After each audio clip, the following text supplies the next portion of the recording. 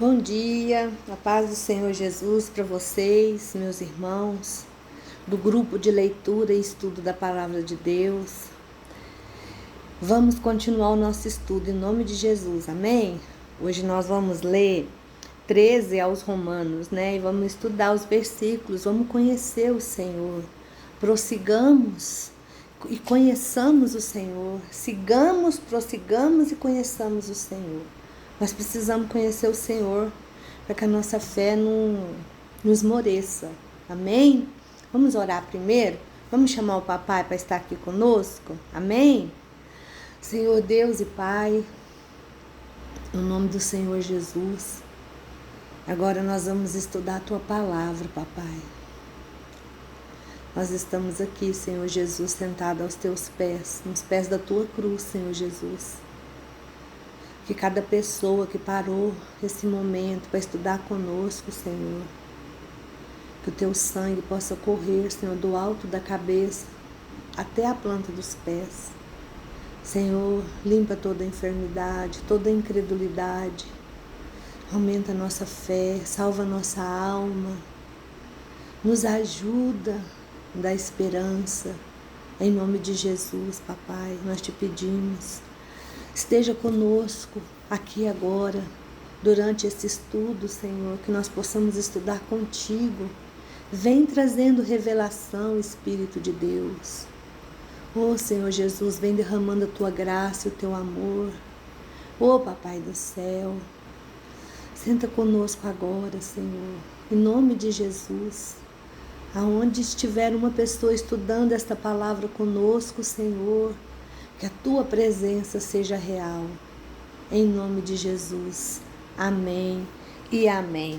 Então, hoje nós vamos ler aos Romanos 13. Então, abra a tua Bíblia aí e vamos ler. Eu estou lendo hoje na Bíblia Viva, tá bom? Então, o apóstolo Paulo escreveu para os romanos, né? Então vamos ler. Obedeçam às autoridades governamentais, porque Deus foi quem estabeleceu todas elas. Não há governo em parte alguma que Deus não tenha colocado no poder. Portanto, aqueles que se recusam a obedecer às autoridades estão se recusando a obedecer a Deus, e o castigo virá sobre eles. Pois os governantes devem ser temidos apenas por aqueles que praticam o mal. Assim, se você não quiser ter medo da autoridade, guarde as leis e pratique o bem e tudo irá bem, pois a autoridade é enviada por Deus para o seu bem. Mas, se você estiver fazendo algo errado, é natural que deve ter medo, pois ela terá de castigá-lo. Ela é severa. De Deus, agente da justiça para castigar quem pratica o mal. A lei, deixa eu falar de novo, que eu li errado aqui. A lei, ela é serva de Deus, agente da justiça para castigar quem pratica o mal. Assim, vocês precisam obedecer às autoridades por duas razões: para evitar o castigo e por uma questão de consciência. Paguem também seus impostos por estas mesmas razões, porque as autoridades do governo estão a serviço de Deus, dedicadas a continuar a fazer a obra. Deem a cada um que lhe é devido.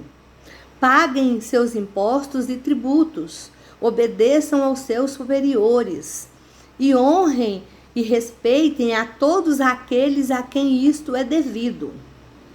Não deva nada a ninguém, exceto a dívida do amor de uns para com os outros. Se vocês amarem aos outros, estarão obedecendo a toda a lei de Deus e satisfazendo todas as suas exigências. Os seguintes mandamentos: não adultere, não mate, não roube, não cobice, e qualquer outro mandamento, todos se resumem num só mandamento: ame o seu próximo como a si mesmo. O amor não faz mal ao próximo. Esta é a razão pela qual ele satisfaz plenamente todas as exigências da lei. Outra razão para uma vida correta é esta. Vocês sabem como já é tarde. O tempo está se escoando. De repente, despertem do sono, pois a vinda do Senhor está mais próxima agora do que quando cremos no princípio. A noite já está quase terminando e o dia logo vem. Portanto, deixemo-nos as más obras das trevas e revistamo-nos da armadura da luz, como se devem fazer os que vivem na luz do dia. Sejamos modestos e verdadeiros em tudo que fizermos, como quem age à luz do dia, a fim de que todos possam aprovar a nossa conduta. Não gastem o tempo em festanças desenfreadas, nem em bebedeiras ou na imoralidade sexual e depravação. Não em brigas ou ciumeiras, mas revistam-se do Senhor Jesus Cristo e não façam planos para deleitar-se nos desejos da natureza humana. Amém? Glória a Deus. Gente, interessante, né? Hoje, quando eu escrevi o devocional, eu falei sobre o amor, né? Pra gente amar uns aos outros, né? E agora o apóstolo Paulo vem aqui falando pra gente não dever nada pra ninguém no seu amor. Sabe? A única coisa que a gente tem que dever para as pessoas é o amor, né? Como está escrito assim, ninguém devais coisa alguma a não ser o amor. A única coisa que a gente pode ficar devendo é amar cada dia mais, né? Agora vamos estudar esse capítulo, né?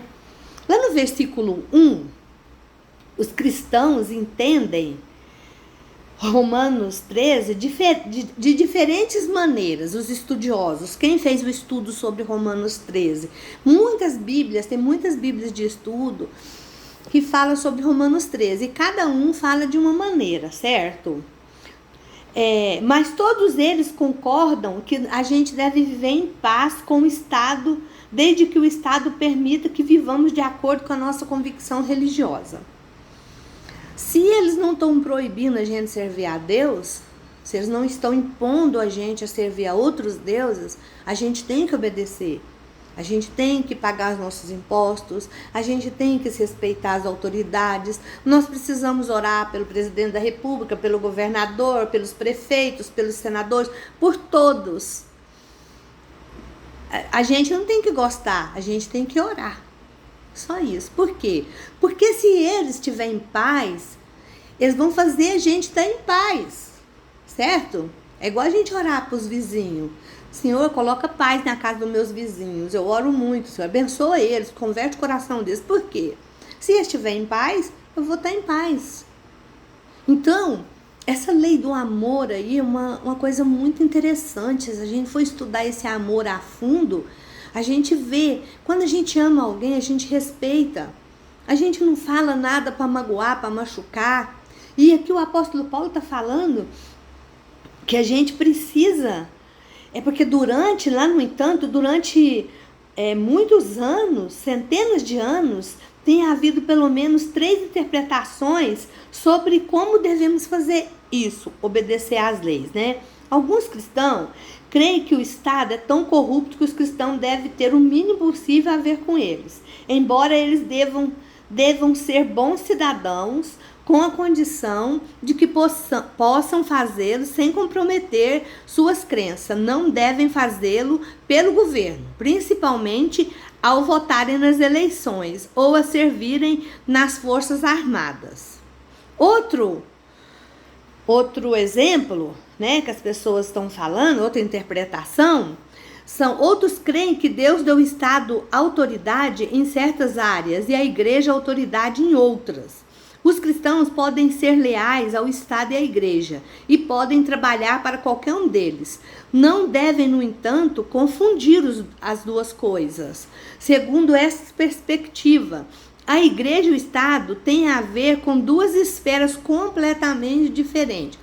Tipo assim, O governo aqui da terra está cuidando das coisas aqui da terra. E o governo da igreja está cuidando das coisas que são do alto. Para a gente continuar, para a gente ser salvo e morar com o Senhor Jesus, né? Então é a espiritual e a física. E assim completam-se mutuamente. Por quê? Nós temos o corpo espiritual e temos o corpo físico. Não é verdade? Então, e nós precisamos trabalhar junto. A gente precisa viver em espírito e não deixar a carne tomar conta da nossa vida. Porque a nossa carne é espaçosa, a nossa carne gosta das coisas que é do mundo, adora fazer coisa errada.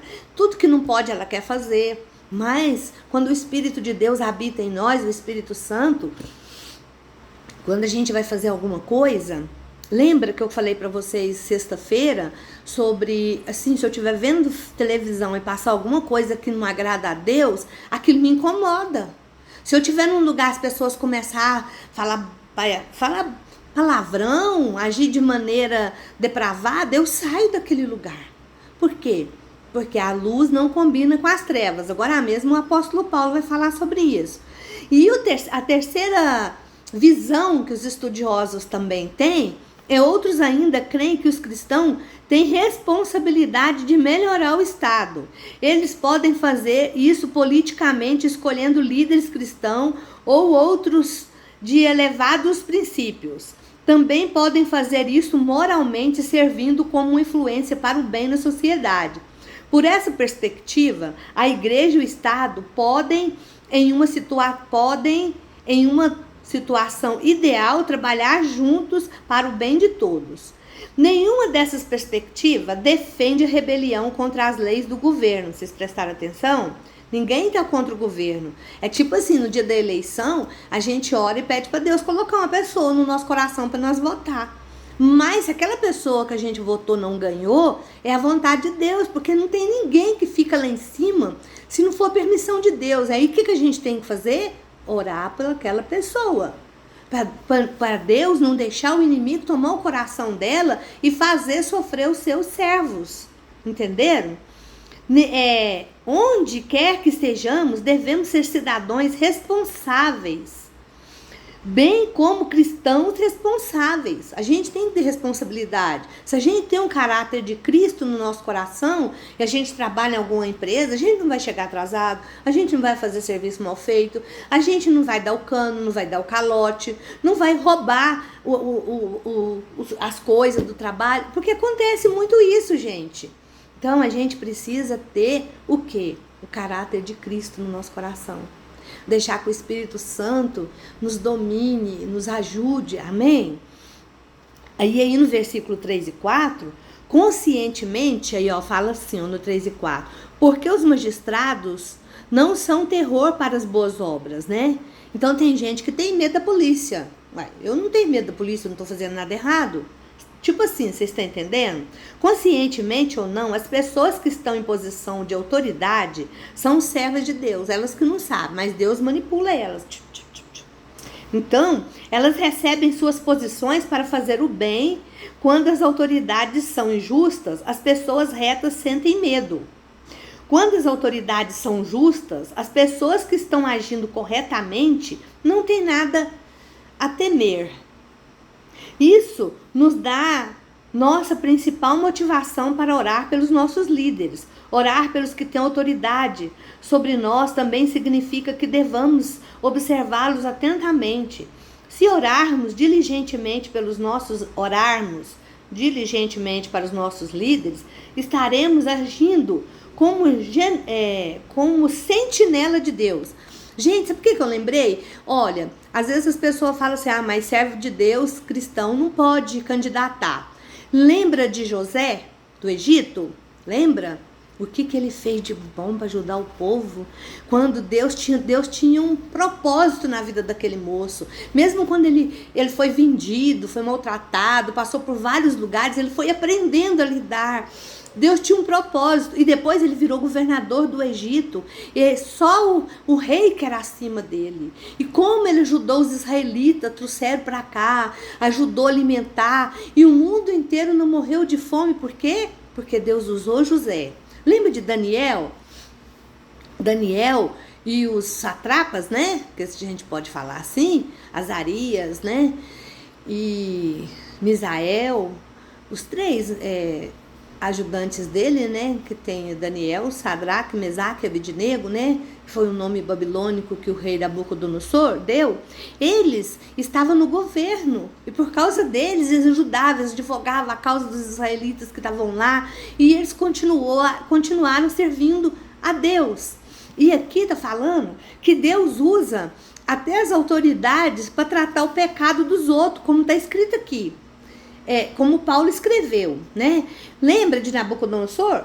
Deus levantou Nabucodonosor para pegar aquele povo de Judá que estava vivendo em pecado, usou ele para tratar da vida deles. Então, às vezes a gente pensa assim, mas eu não gosto desse presidente. Olha, a vontade de Deus, a gente não pode ir contra a vontade de Deus. Deus é que permitiu que esse presidente estivesse lá. Para quê? Porque algumas pessoas vão ser tratadas de uma forma e outras de outras. Conforme a vontade de Deus, se a gente está servindo a Deus, se você está fazendo a vontade de Deus, pode ter certeza que Deus está cuidando de você. Amém? E aí no versículo 8, quando ele fala sobre o amor, né? Que eu escrevi hoje também no devocional sobre o amor, que a gente precisa amar o nosso irmão, o nosso próximo, em vez de a gente ficar julgando o nosso próximo. Às vezes eu tenho umas atitudes que as pessoas falam, mas por que você fez isso? Porque eu troquei de lugar com Jesus. Eu falo, se eu fosse Jesus, eu ia deixar isso estar acontecendo. Então, meu esposo fala que eu devia ser defensora pública, porque eu tenho que defender todo mundo, os bandidos da televisão, eu defendo todo mundo. Mas não é isso. É porque o Senhor quer que a gente ame as pessoas. A gente não ama o pecado, mas ama as pessoas. E tenha misericórdia delas e ora por elas, ajuda, tenta fazer alguma coisa, certo? E quando Paulo fala assim, por que o amor, não devais ninguém nada no seu amor? Porque o amor pelos outros é chamado de obrigação. Amor é um sentimento que a gente tem atitude de ter. E outra coisa, quando você passa a orar por uma pessoa, mesmo que ela faz muita raiva no você começa a amar ela. Porque quando você está orando por uma pessoa, Deus move o nosso coração, o Espírito dele toma a nossa boca. Então nós temos uma dúvida permanente, nós temos uma dívida permanente com Cristo, pelo amor generoso que ele derramou sobre nós, né? Antes nós vivíamos no pecado e ele deu a vida dele por nós, certo? A única maneira com que podemos pensar em começar a pagar essa dívida é amando os outros. Como o amor de Cristo é infinitamente maior do que o nosso, teremos sempre a obrigação de amar o nosso próximo. Amém? Assim, às vezes eu vou orar para uma pessoa que fez algum mal para mim, eu falo, Senhor, usa com ela, Senhor, a mesma misericórdia que o Senhor usou comigo. Alcança essa pessoa. Tem misericórdia.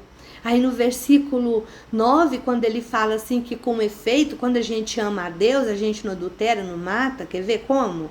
De alguma maneira, muitos de nós adquirimos a ideia de que o amor próprio é errado. Mas se isso fosse verdade, seria inútil amar nosso próprio como a nós mesmos. Paulo explica o que quer dizer com amor próprio.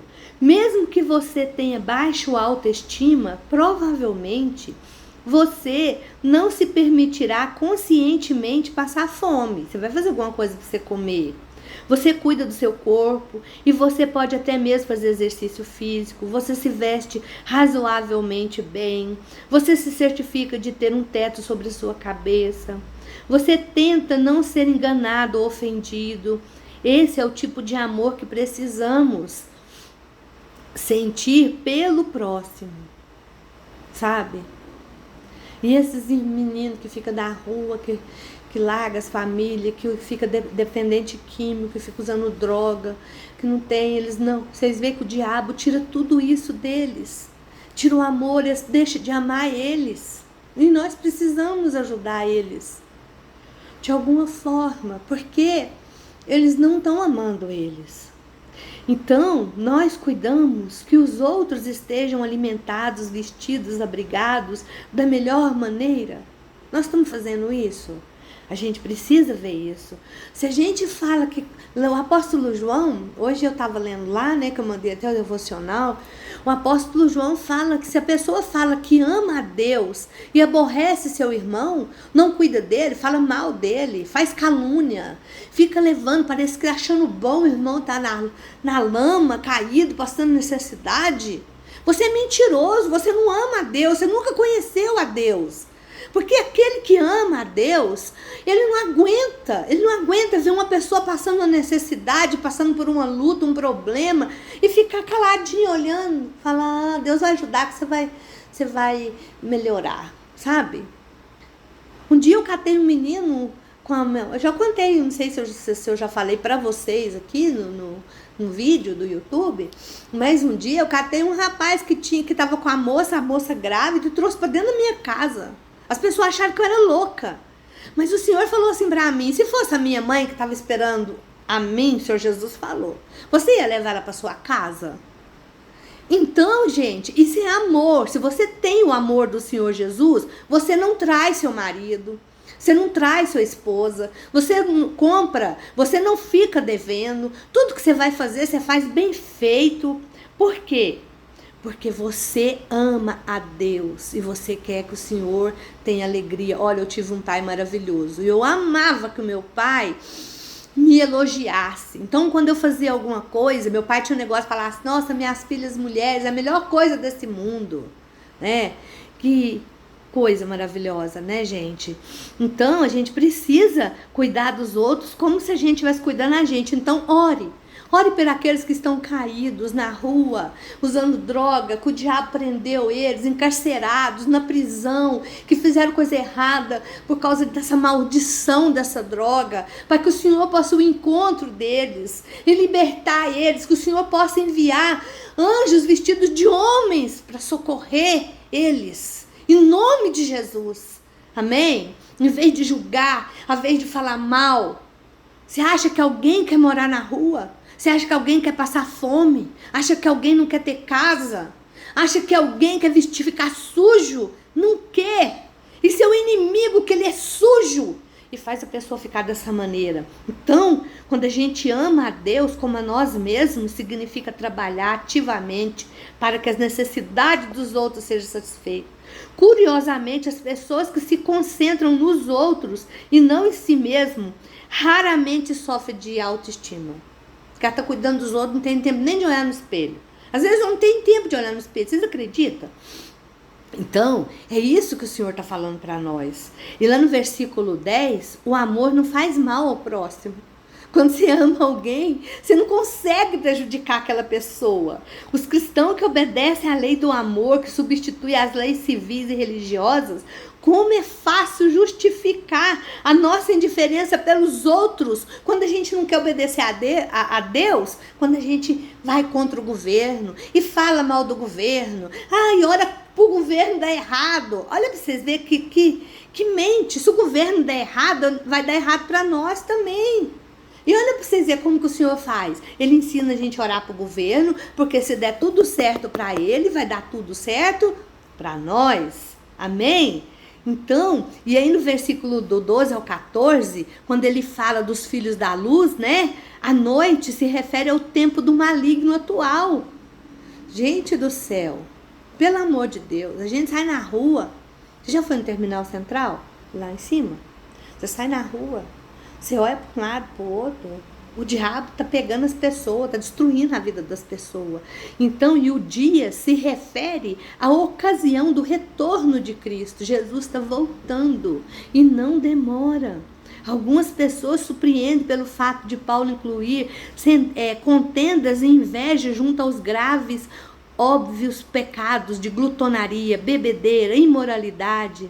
Como Jesus falou lá no Sermão da Montanha, lá em Mateus 5, versículo 7, Paulo considera as atitudes tão importantes quanto a ação. Da mesma maneira que o ódio leva ao homicídio, também o ciúme leva à disputa, à luxúria, ao adultério. Quando Cristo voltar, ele desejará encontrar um povo tanto interiormente quanto exteriormente limpo. Como é que nós vamos nos revestir da presença de Deus